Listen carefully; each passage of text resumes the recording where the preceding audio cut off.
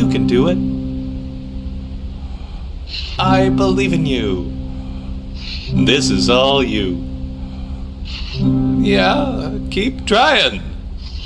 Yeah, there's a trick to it, but you've got it. Yeah, maybe you can do it.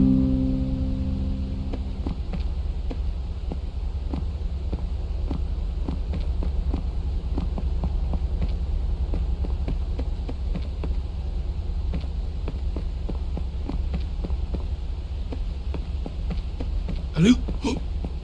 Wow!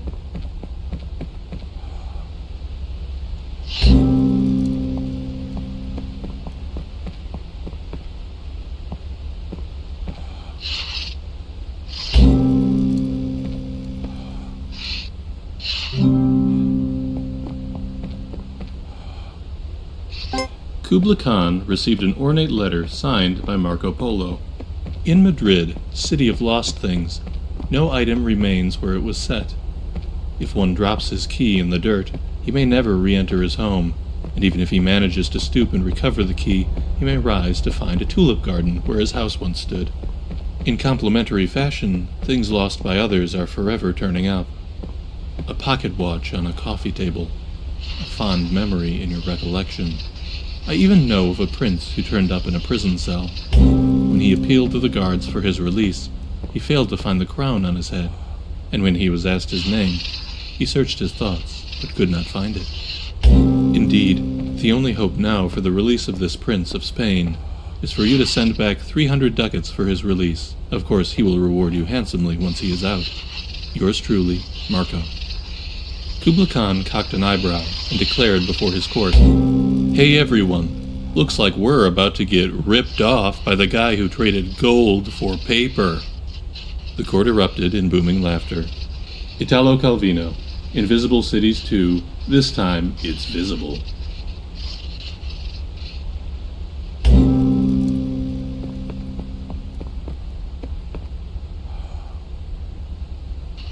Beep. Beep. You're right there. I mean, beep. Beep! Come on, beep! Beep! Beep. Beep. Beep!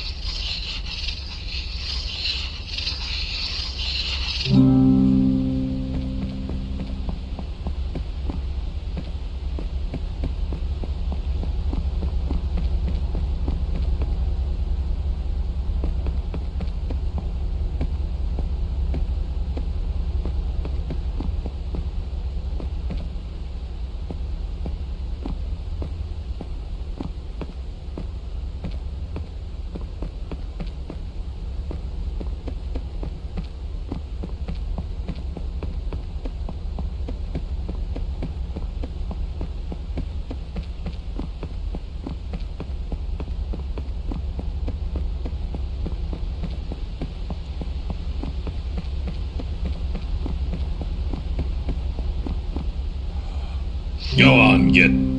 Don't look at me. Can you hear me? I'm nothing but a rusty chunk of steel. You don't want nothing to do with me.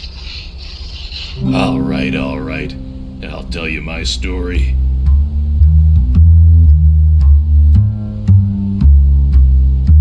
It was June the 8th, 1947, gray morning, slightly foggy. I had my own practice then, and I was living higher than a cosmonaut on a stepladder. My hints were subtle, too, real subtle. Back then, they said good old hint button. His hints could steal the tail off a weasel. Then they tossed me in the can. Know what, know why, know how. Those were the mean times. When all the common sense in the world won't make a nickel to buy you a black coffee. I used a rope to tie my pants, and pants to tie my shoes. I made do the way a man does, till one day, after stealing the socks off a fireplace, I caught my own look in a puddle of bootleg rye and realized I had to do what I'd never done before. I gave myself a hint. So that's me. I was nothing but a downtown crumb who dreamed of being a whole sandwich. Now I'm just another sloppy Joe. Come back when you got something. Come back when you got a good one. I'll tell you this. When life hauls off and hits me square in the speaker, I don't get mad and I don't give up. Over many nights of thinking hard and drinking hard, up till the morning lighting one cup. I believe in you.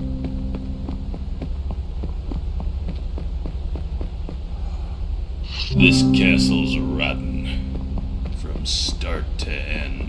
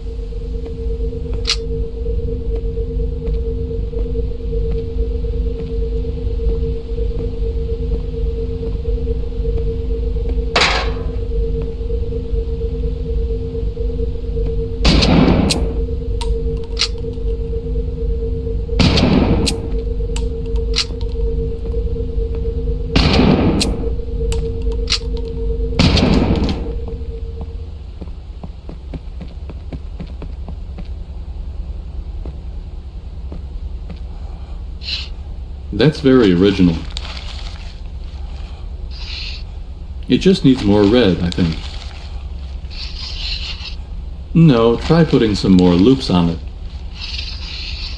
It simply must have more loops.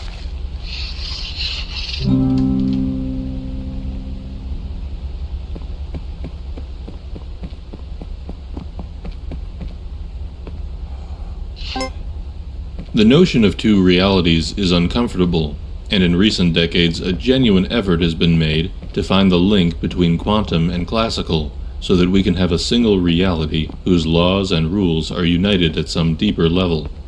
This brings us back to prayers. Let's say that a prayer is a classical event or feels like one.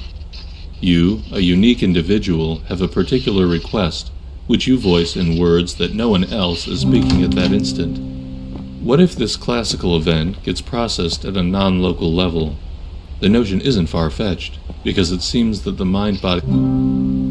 You can only get good at chess if you love the game. Grandmaster Bobby Fischer.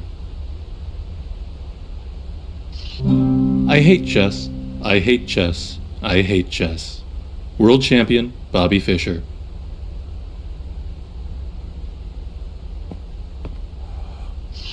Not only is the novice unable to perceive the board as the master does, but the master cannot perceive the board as the novice does. A master cannot see the bishop on e3 as a chunk of dead wood, any more than you can look at your best friend's face and see a meaningless matrix of colors and shapes. The master once saw the board like this, but now there is no going back. International Master Stuart Rachels, The Reviled Art.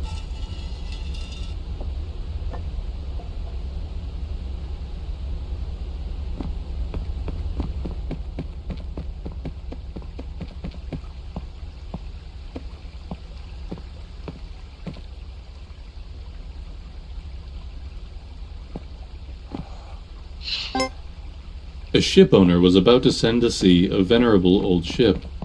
He knew that her barnacled hull, however, had often needed repairs, and doubts were suggested to him that possibly she was not seaworthy. The conscientious old captain thought at once to have her thoroughly refitted, even though it should put him at great expense. Before the ship sailed, however, he managed to stifle these bothersome misgivings, and said to himself that she had gone safely through so many voyages that it was idle to suppose that this trip should be any different. He put his trust in Providence, and banished from his mind all ungenerous suspicions about the honesty of the ship's builders, and in such ways he acquired a sincere and comfortable conviction that his vessel was altogether safe and seaworthy. He watched her departure with a light heart, encouraging the crew to dream of the profits that this voyage would return. And he got his insurance money when she went down in mid-ocean and told no tales. What shall we say of him? Surely this, that his belief in the safety of his ship was justified because it was grounded in repeated practical experimentation rather than the hubris of rationalistic a priori belief. It is admitted that he put his confidence in the builders of this vessel, but even this confidence was misplaced, for these were the selfsame charlatans who sought to sell him gratuitous repairs later on, and Big Ship is always trying to get one over on the little guy. Further, we may see that the ship is religion, and the shipwright is Richard Dawkins. The crewmates are empiricism, and the barnacles are Neoplatonism, and the captain of that ship was Albert Einstein. What the hell was I talking about?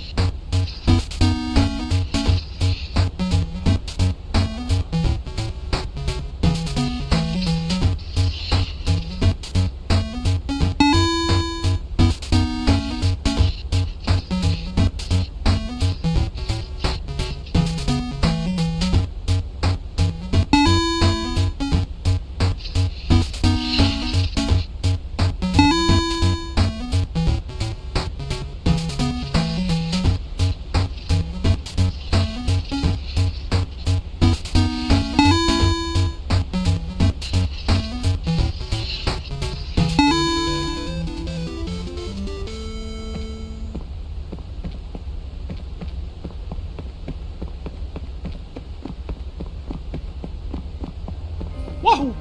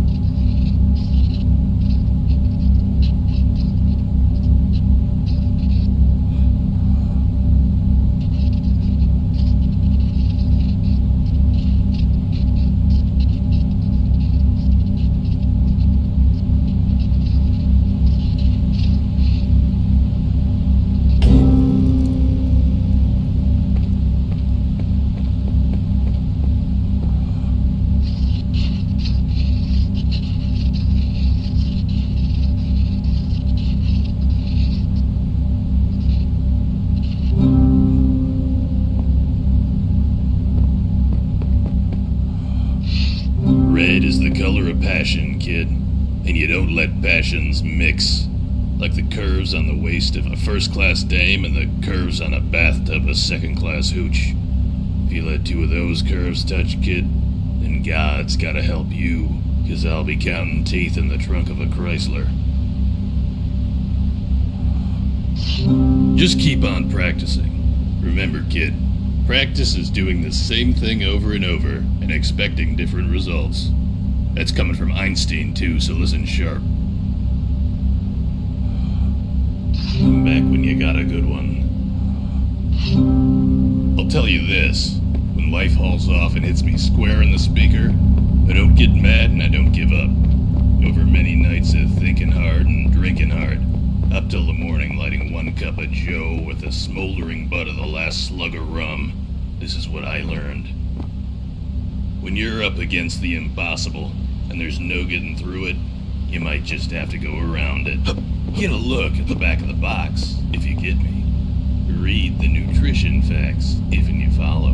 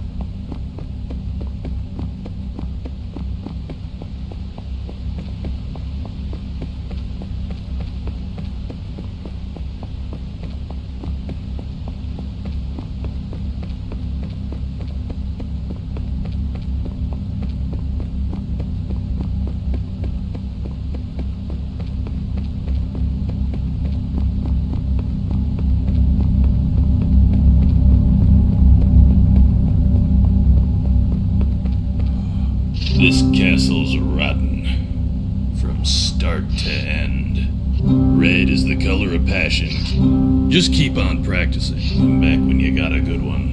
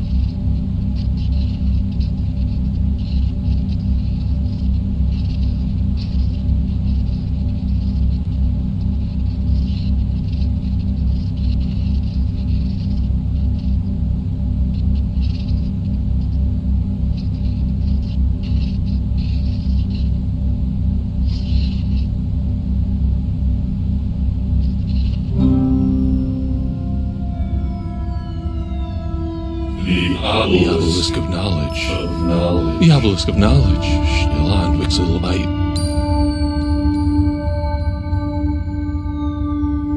The stones. What's the stones of reflection? Oh wait, it's a giant cop.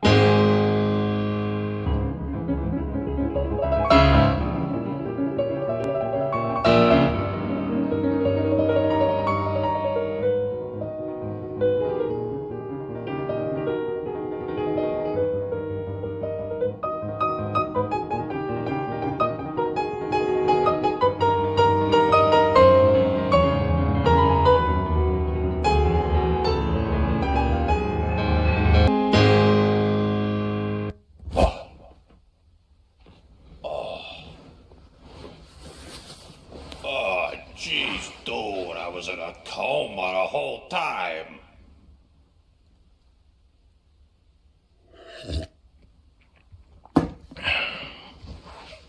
Whoever did this has got to be some kind of whiz with the computers.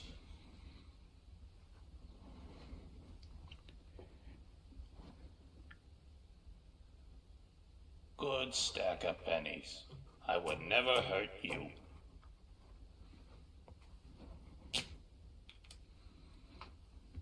Let's see. Easy one.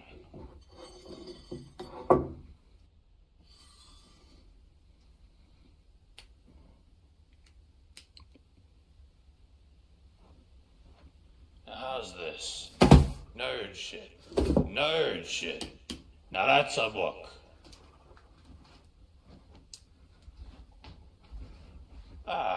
One more puzzle before retirement.